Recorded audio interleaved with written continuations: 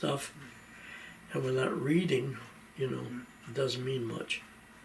You ever heard of Boise Lowry's method? Who? Boise Lowry? Yes. I had was there a book out on that? Yes, yeah. Yeah, I had a book come through with that one time, I remember. I'm not real familiar with it. Okay. But yeah.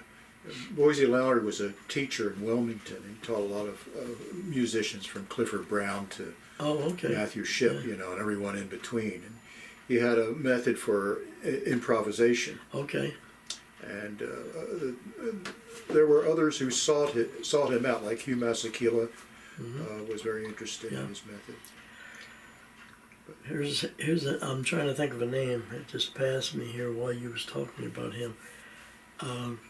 Bass player, graduated from Berkeley School of Music.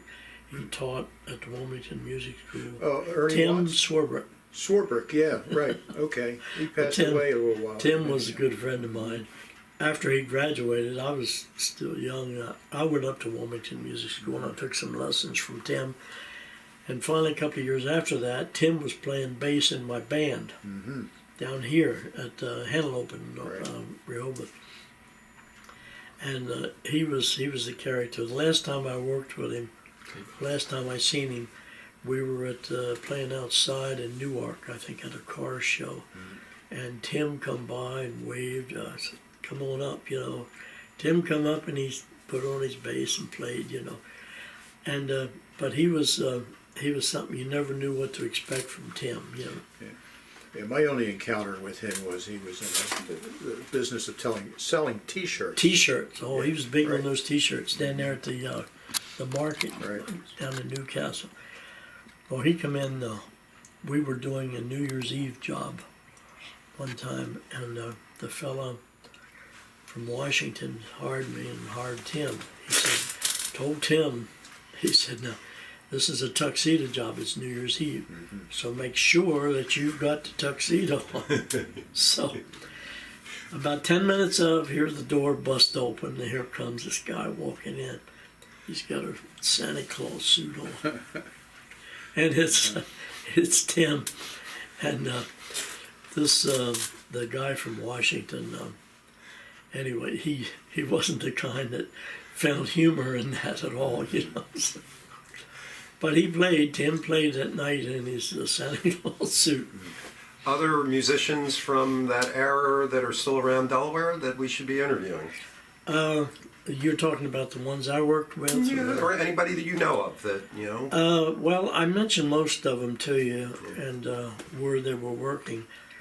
I can't really think of anybody else. You know, I pretty well named all the guys that are still around, you know. Because Jack Moore, he passed away last year, and the guy used to be our band boy. He did Elvis imitations. He died last year. Sax player from Salisbury, Bill Short, he was with the Corvettes and different bands, and he passed away 2 years ago. So a lot of the guys, you know, you're losing touch with them, you know, they're not around anymore. I did work to a hotel also up in Wilmington.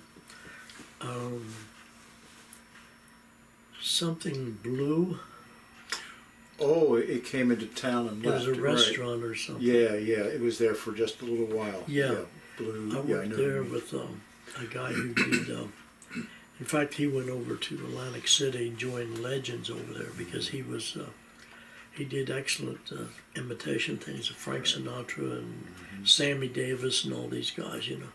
And that's the last time I worked with him, but that was at that hotel up in Wilmington. Aqua Blue? No, Deep it was Blue something. Yeah. Yeah. It was right on kind of the main drag. Right on Delaware Avenue. Yeah. Yeah. Blue. Deep Blue? No. It'll come to me after we get in the car. Okay. Yeah.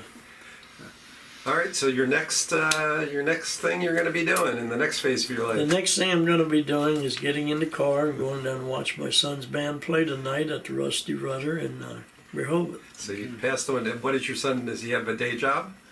Yeah, he teaches. He Oh. teaches school, Oh, okay. and he's been doing that for 3 or 4 years. He lives in Swarthmore, Pennsylvania. And you played with him. You must be proud, huh? Oh yeah, yeah. And I sat in with him every once in a while. I just do the percussion. I let him do the drums because, if you're not familiar with some of the arrangements where they stop, and all this, then you've got to be careful. But with a percussion thing, you can fake a lot of it, So, and they've been together for years, Brian Gore, you may recognize that name, Gore-Tex. Oh, yeah. Oh, yes. Yeah. Well, that's his dad. Okay. Oh, really? So yeah, Brian's been there since they started back in 90 or 91. He plays guitar. He loves to play. Yeah. That band I recognize. They've been around for quite Well, a they've while. been around for years, yeah. Anything you want to add? Any other questions? Well, I just wanted to know if at some event in the future we asked you to play. What's the chances of getting Morty on this side of the country, or maybe Well, even? Right now it'd be rough because he's on a boat. He's on his way to Alaska on a cruise. We're thinking maybe in 6 months or a year or something like Well, that would be nice. Does he still play? Oh yeah. that. Yeah, I posted a video marker on Yeah, our he's. site. You wouldn't recognize him now because he looks like what's the country player? It's got the beard. Willie and- Nelson? No, close. But Morty's he's a great player, and he's schooled in jazz standards, rock. He loves country music. He likes things like Merle Haggard and all this too, And the lady he just married, his wife passed away, and he got married, and she was a singer out in Las Vegas. So they've been doing a duo thing out there. In Glendora, California, and so they were thinking about coming in, and then they decided this year. They come in last year, so this year they decided to go on a cruise up to Alaska. So he usually gets here about once every 2 years, Okay. and he's a fun guy. He's an excellent guitar player. Yeah, you'll check out the thing I posted on the site. Yeah, very good. And Billy Graves, do you think he'd ever? Billy Graves, he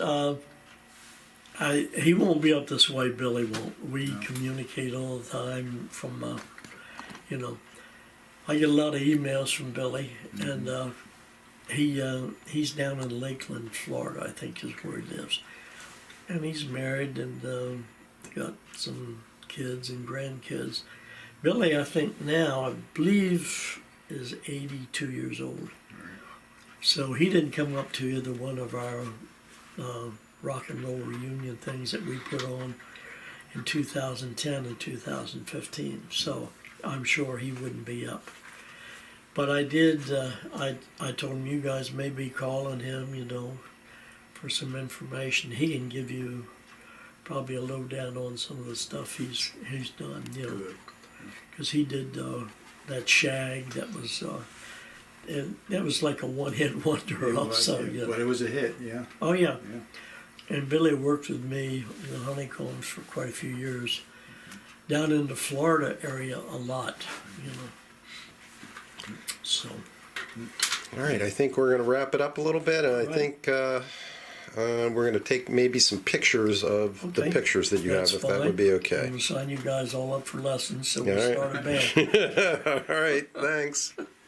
See ya.